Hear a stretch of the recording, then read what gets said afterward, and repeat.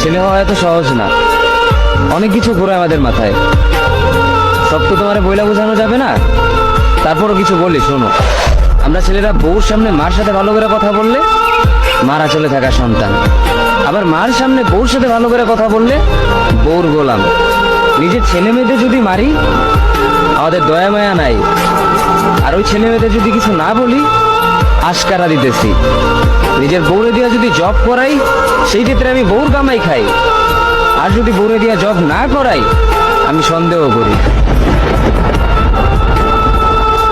সারাদিন ঘরের বাইরে থাকলে আমরা বাদেন না, আর যদি ঘরের ভিতরে থাকি তাহলে বেকার, কাজ কাম নাই।